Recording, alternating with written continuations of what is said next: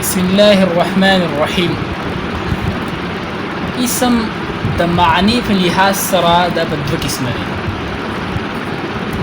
پرون موږ دا خبره کړې وه چې مفرد چې دی هغه په درې قسمه دی.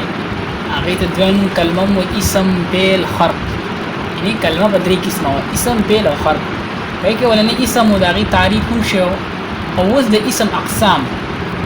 اسم د معنی په لحاظ سره په دوه قسمه دی، یا به د اسم معرفه وي او یا به دا نکره وي. اسم معرفه څه ته وایي؟ دا هر هغه اسم دی چې د معین څیز دپاره وضع شوی وي، دې ته اسم معرفه وایي. لکه مردان، دا معین څیز دپاره وضع شوی دی، معین ځای دپاره دا نوم وضع شوی دی، دې وجې د اسم معرفه وایي.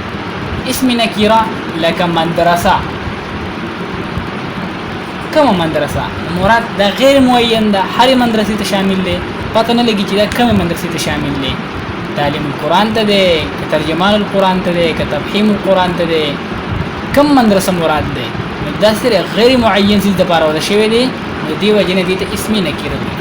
د اسم معرفي پنځه اقسام دي: یو اسم علم دی، دویم اسم ضمیر دی، دریم دی اسم اشاره دی، او څلورم دی اسم موصول، او پنځم دی اسم منادا.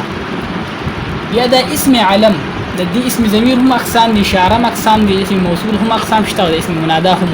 او ان شاء الله په نورو کلاسونو کې بیا وایو. اولنی به اسم علم دی. اسم علم څه ته وایي؟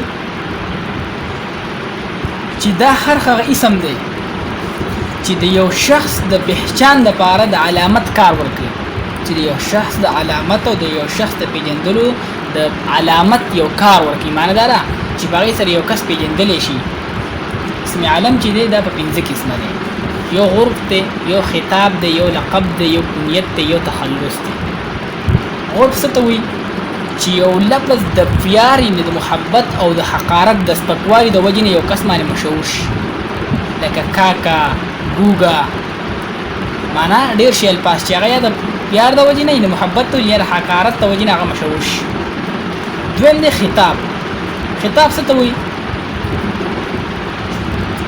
چې د یو علمي یا د یو ادبي یا د یو قوم د خدمت په سیله کې تاله یو قوم یا حکومت تاله یو اعزاز درکړي، هغې ته خطاب وي. لکه محمد علي جناح خپل نوم څه و؟ دغه محمد علي جناح لقب خطاب ورله څه ورکړی شو؟ قائد اعظم. دا د خطاب و.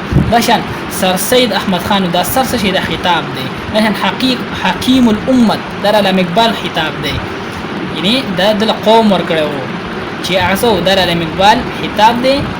حکیم الامت، دا حکیمت امت ویل کېږي هم. دریم دی لقب. لقب څه ته وایي؟ دا یو خاص صفت دی چې هغه مشهور شي، دومره مشهور شي چې اصلي نوم هغه جوړ شي. یعنې ستا چې کوم اصلي نوم هغه لاړ شي، او ستا هغه کوم خاص صفت چې کوم دی هغه تا کې یو خاص صفت د هغې وجې نه تا کې هغه خاص صفت مشهور شي، یعنې تا له څوک لقب درکړي هغه یو خاص صفت ته وجې نه، او بلکې هغه لقب ستا اصلي نوم جوړ شي. لکه موسی. موسی علیه السلام خپل نوم دغه موسی دی، دا کلیم الله زیات د یو خاص صفت ته وجې نه چې هغه دغه یو صفت چې الله تعالی سره به خبرې کولې، نو د کلیم الله ځکه وایي چې دا یو خاص صفت او بلکې اصلي نوم جوړ شي. کلیم الله باندې هر سړی پېژني، دا موسی علیه السلام مراد دی.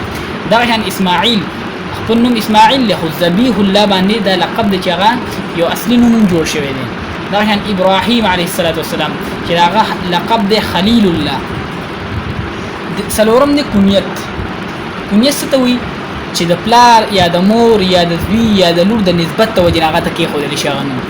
یعنې د پلار د وجې نه مثال کې طور په ابوالحسن، یا د مور د وجې نه ام کلثوم، دغه شانتې د زوی د وجې نه ابن علي، دغه شانتې د لور د وجې نه بنت محمد، دغه شانتې. خو دا خبره یاد ساتئ چې د کنیت لپاره د خوني رشتې نه، د وین د رشتې ضرورت نشته. ضروري نه دی چې هغه ستا رشتې له هغې نه تعالی کنیت کېښودلی شي. لکه مثال ابو هریره رضی الله تعالی عنه، دا کنیت دی.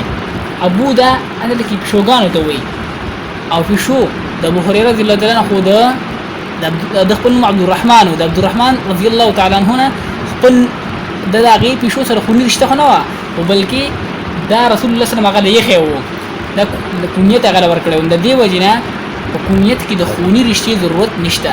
پنځم چې هغه تخلص دی. تخلص ته وي دا یو داسې مختصر نوم دی چې شعرا په خپل کلام کې هغه راوړي، هغه استعمالي، یا هغه اصلي نومي یو شاعر دغه خپل اصلي نوم هغه تخلص دی. لکه اقبال د خپل نوم اقبال او تخلص کې هم اقبال یې خو دغه شان دی. یا بغیر اصلي نوم نه خپل نوم معنی بل نوم میدان یې په تخلص کې ان شعرا اکثر دا نوم استعمالي دی یو مختصر لفظي. لکه اسد الله د خپل نوم خدا شاعر او د ځان یو لقب یې چې غالب و. ډیر شي شعرا دي چې دا ونو تحدثهم هم یا خپل نوم یا غیر اصلي